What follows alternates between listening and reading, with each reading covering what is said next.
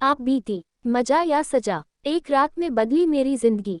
मैं उस रेल से पहली बार बिहार आ रहा था। इंदौर से पटना की यह रेल लाइन बिहार और मध्य प्रदेश को जोड़ती थी।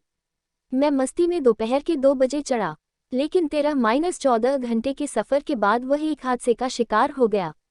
पूरी रेल को नुकसान पहुंचा था। मैं किसी तरह जान बचा कर उतरा।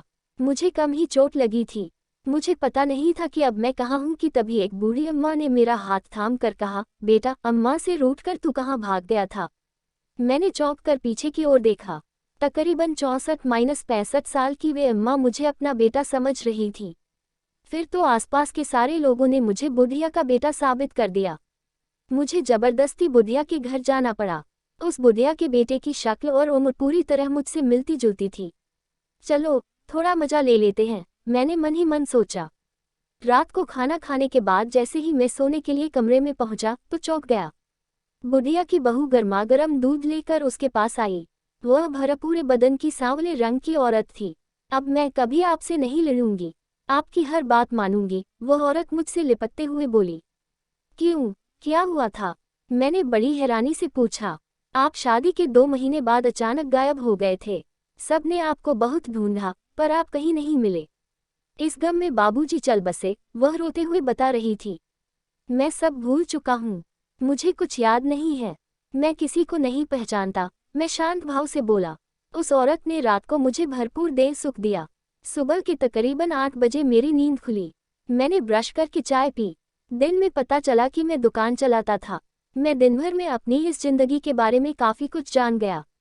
मेरी 5 बहनें थीं और मैं इकलौता भाई। मेरी पत्नी चौथी बहन की नंद है। तकरीबन 5 साल पहले शादी हुई थी। उसका बेटा लापता हो गया है। शायद सड़क हादसे में या किसी दूसरे हादसे में अपनी औलाद खो चुकी है। बेटा वह भी इकलौता, इसलिए ये दर्द दिखाया नहीं जा सकता। दूसरी ओर अनपढ़ और देहाती बहू है, जो 16-17 साल की उम्र में ही ब्याह कर यहाँ आई थी। कुछ ही दिनों में पति गुजर गया, इसलिए बड़ी मुश्किल से मिले इस पति को वह संभाल कर रखना चाह रही है।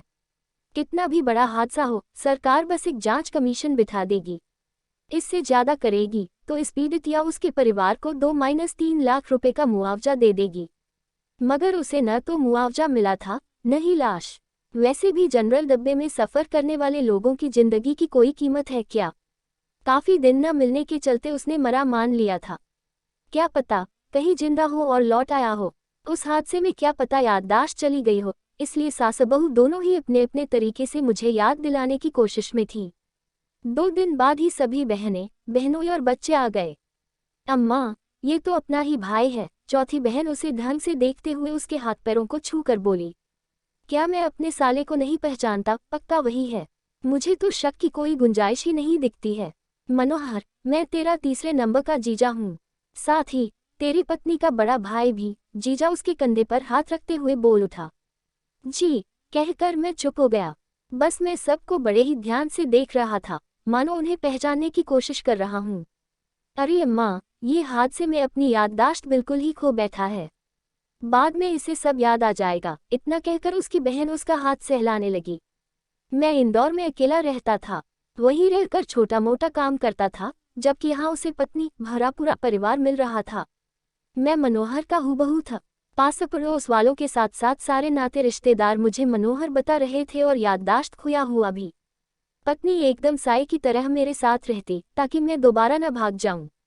एक दिन दोपहर का खाना खाने के तकरीबन 1.5 घंटे बाद मैं अपना काम समझने की कोशिश कर रहा था। यहाँ उसकी पान की दुकान थी। कोई रजिस्टर या कागज, पता चला कि सभी अंगूठा छाप थे।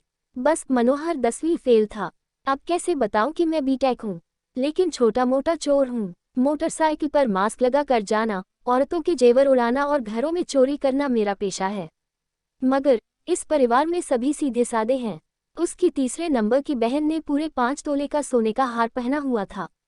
गोरा रंग, दोहरा बदन, भारी भरकम शरीर पर वह हार जंच रहा था। जब मैं गौर से उस हार को देखने लगा तो झट से बहनोई बोला कि उसाले साहब, पसंद है तो रख लो इस हार को। ऐसी बात नहीं है, मैं सकपका कर बोला। फिर भी तुम मेरी बहन की सुहाग हो, अगर कुछ चाहिए तो बोलो। मेरी बहन की वीरान जिंदगी में बहार आ चुकी है, जीजा भावुक होते हुए बोला। ऐसा कुछ नहीं है, मैं मना करते हुए बोला। शाम को मेरा साला जब जाने लगा तो कुछ रुपए मेरी पत्नी को देने लगा और बोला, दुकान काफी दिनों से बंद पड़ी हुई है, मैं कल ही जाकर दुकान को सही कर दूंगा। न भैया, मेरे पास पैसे हैं। इनके पास भी जेब में 20,000 रुपए हैं। वह भाई को पैसे देने से मना करते हुए बोली, मगर मैं तो पान की दुकान चलाना भूल गया हूँ, पान लगाना तक नहीं आता मुझे, कैसे बेचूंगा। मेरे दिमाग में तेजी से कुछ चलने लगा। क्या सोच रहे हो साले साहब?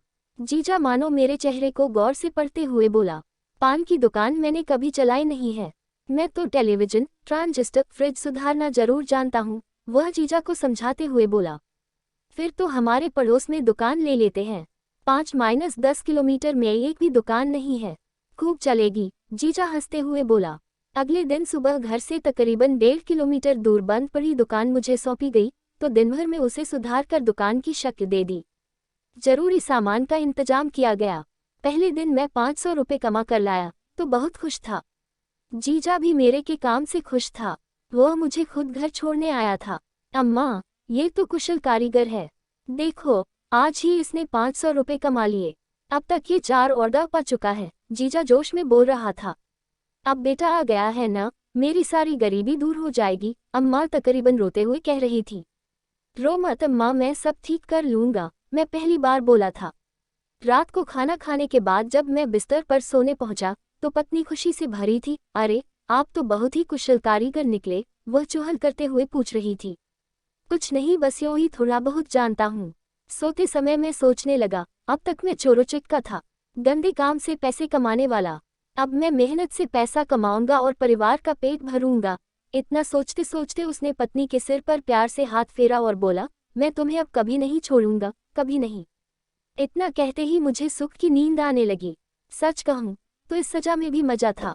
ऐसी ही और कहानियों को सुनने के लिए चैनल को सब्सक्राइब करें और वीडियो को लाइक करना ना भूलें। धन्यवाद।